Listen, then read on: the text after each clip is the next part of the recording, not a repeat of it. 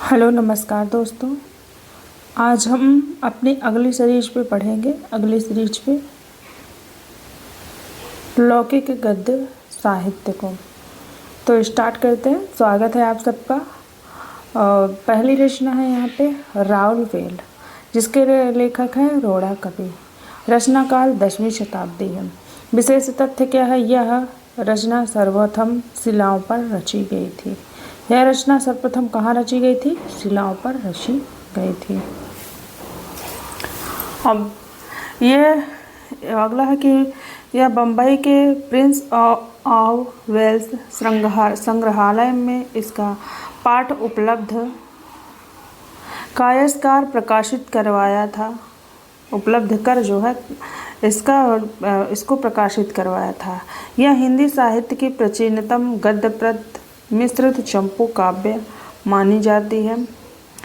इस रचना में जो है राउलवेल नायिका है, उसके नामक नायिका के सौंदर्य का नखशिख वर्णन पहले पद्य में तदुपरांत गद्य में किया गया। हिंदी में नखशिख वर्णन की श्रृंगार परंपरा का आरंभ इसी रचना से माना जाता है।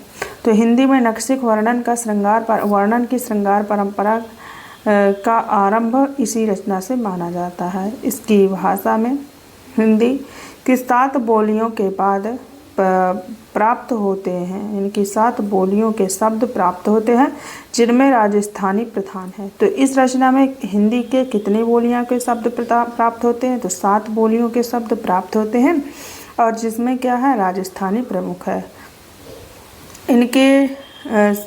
इसका शिलांकित रूप मुंबई के म्यूजियम में सुरक्षित है। तो इसका शिलांकित रूप कहाँ सुरक्षित है? तो मुंबई के म्यूजियम में सुरक्षित है। अगली रचना आती है उक्ति व्यक्ति प्रकरण। उक्ति व्यक्ति प्रकरण, तो ये पंडित दामोदर शर्मा की रचना है। यह रचना जो है, इसका रचना काल 12वीं शताब्दी है।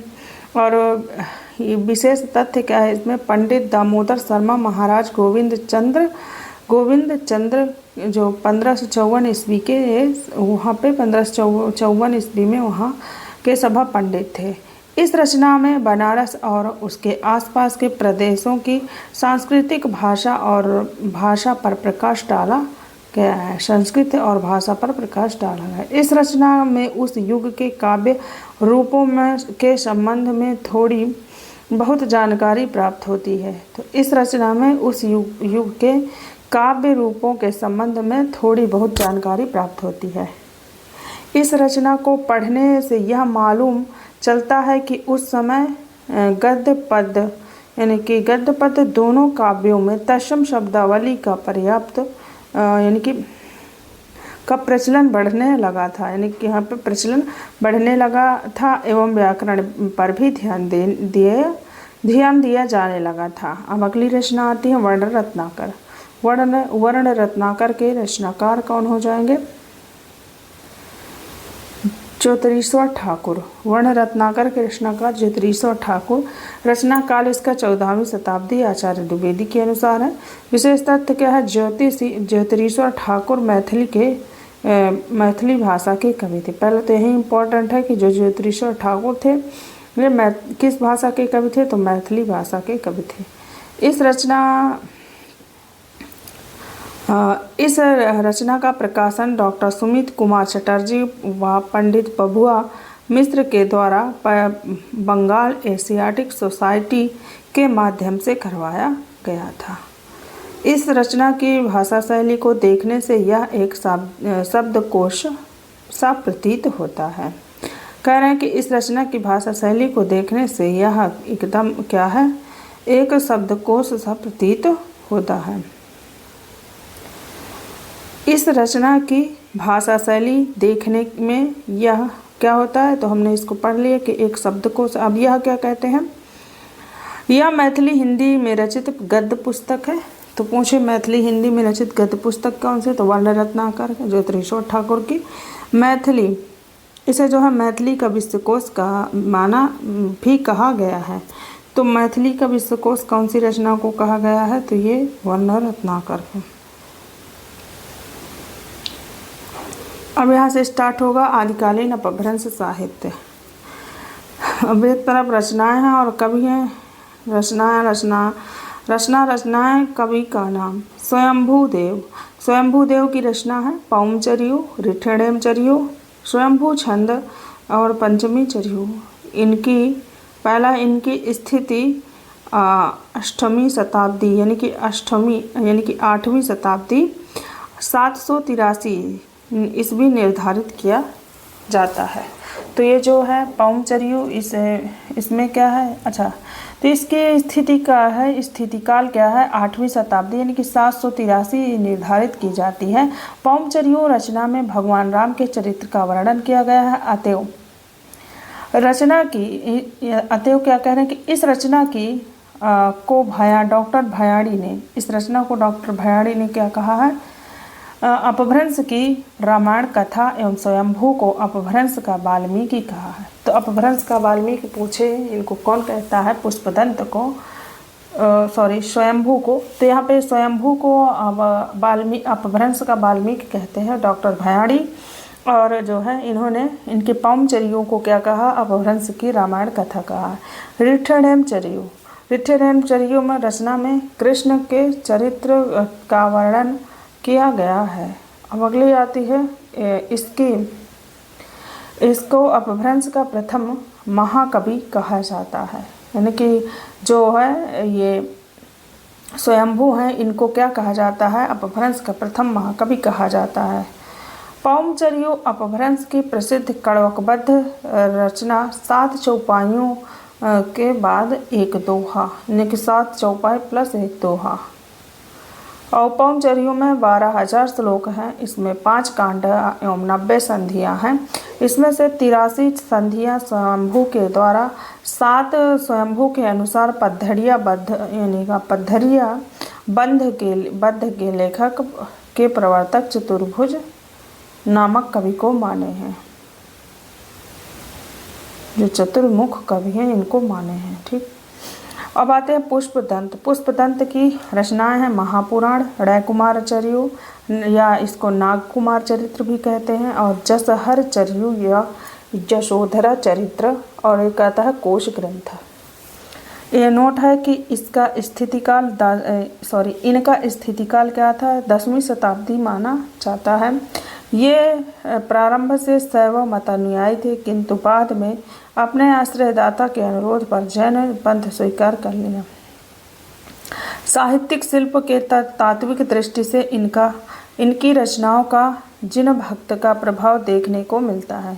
तो इनकी रचनाओं पर किसका प्रभाव देखने को मिलता है, जिन भक्ति का प्रभाव देखने को मिलता है। और चौथे पे क्या है कि इस महापुराण जो इनकी महापुराण में 63 महापुराण यानी कि महापुरुषों यानी कि सलाका पुरुषों की जीवन घटनाओं का वर्णन किया गया है। प्रसंगवश राम का उल्लेख भी प्राप्त हो जाता है। उन्होंने बड़े गर्व के साथ घोषणा की है कि जो कोई इस ग्रंथ में यानी कि कह रहे हैं कि जो इस ग्रंथ में है वो क्या कह रहे हैं कि जो इस ग्रंथ में है वह और कहीं नहीं मिलेगा है। किसने कहा है, स्वयंभू ने अपनी जो कौन सी रचना में इन्होंने कहा, महापुराण में। शिव सिंह सेंगर ने इनको अपभ्रंश का भवभूति कहा है, और महापुराण रचना के कारण इनको अपभ्रंश का वेद व्यास भी कहा जाता है। अच्छा देखिए, पूछ लेगा कि कौन सी रचना के कारण इनको जो है अपभ्रंश का वेद व्यास कहा जाता है, तो ये महापुराण रचना के। मानिया खेट के प्रतापी राजा कर्ण के महामात्य भीम में सभा कवि थे। 8वां के ये स्वभाव ये स्वयं को क्या कहें, अभिमान मेरु कहते थे। स्वयं को ये क्या कहते थे, अभिमान मेरु। अब अगले रचनाकार आते हैं धनपाल की रचना भविष्यत कहा है। इनका नोट क्या है कि यह इनका स्थिति काल 10वीं शताब्दी माना जाता है।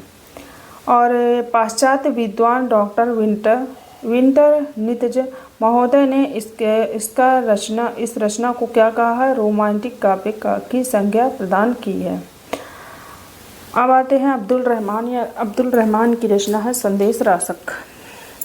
नोट क्या है कि इसका स्थिति काल 12वीं शताब्दी का उत्तरार्ध एवं 13वीं शताब्दी का पूर्वार्ध काल निर्धारित किया जाता है। संदेश रासक एक प्रेमाख्यानक है जिसमें विक्रमपुर की एक वियोगिनी की विरह कथा वर्णित है। इनको अधमाण के नाम से भी जाना जाता है।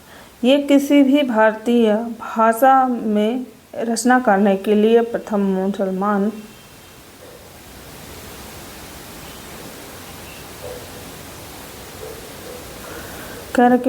मुसलमान कवि माने जाते हैं, यानी कि ये किसी भी भारतीय भाषा में रचना करने वाले प्रथम मुसलमान कवि माने जाते हैं।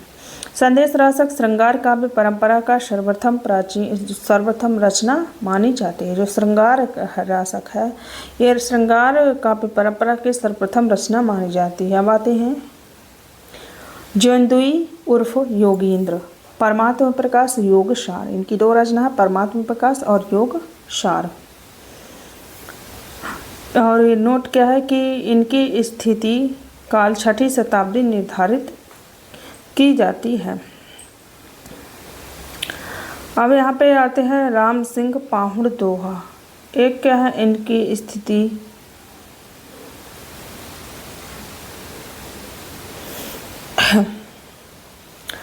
तो इसकी स्थिति काल 11वीं शताब्दी निर्धारित किया जाता है। तो ये जो है राम सिंह की पाहुड़ दोहा और इसकी स्थिति काल 11वीं शताब्दी निर्धारित की जाती है। इस रचना में इंद्रिय सुख एवं अन्य सांसारिक सुखों की निंदा की गई है तथा त्याग, आत्मज्ञान और आत्म को महत्व दिया गया है, आत्म परिचय को महत्व दिया गया है। अब रचना आती है शब्द अनुशासन। हेमचंद्र की शब्द अनुशासन। नोट क्या है इसका स्थितिकाल 12वीं शताब्दी निर्धारित किया जाता है। ये गुजरात के सोलंकी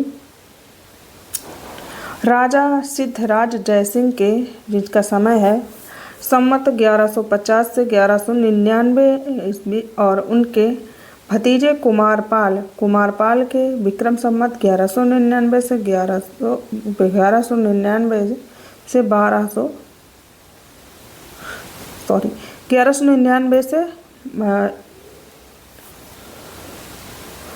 1230 के मतलब 1230 के यहाँ के आश्रय में थे।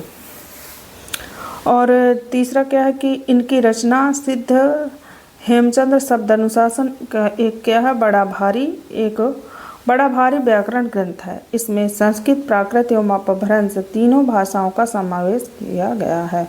अपभ्रंश के उदाहरणों में इन्होंने पूरे दोहे या दोहे पद उद्धृत किए हैं। जो यथा क्या कहते हैं कि भला हुआ जो मारिया बहिणी भ्यारा कुंतु लज्जे जो तू वयम सी आहू जाई भग्गा घर एंतु। अगला है कि पिय संगमी कऊ निछड़ी और पिय हारो परखो के स्केव माई विचित्रिसिया और वित्रासिया निंदक एवं न तेव। अगला है कि जाई शो न आवाई दुई थारू कई ओमुह तेजू और वयड़ो जो खंडर तौ शाहिए सो पियू होई ना मिंजू। अब यहाँ से आदिकाल की अन्य रचनाएं आती हैं।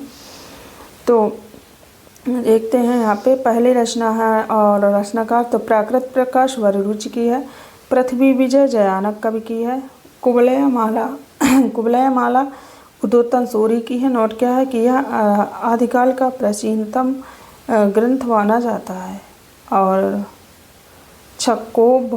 छक कोभ एवं एस यानी कि षष्टकम कर्मोपदेशक ये अमरकीर्ति की है। भावना संधि प्रकरण ये जो है जयदेव की रचना है। और वीरमायण ये बादर दाढ़ी की है। और दोहा पाहुण मरहाचंद मुनि की है। और आनंद स्रोत ये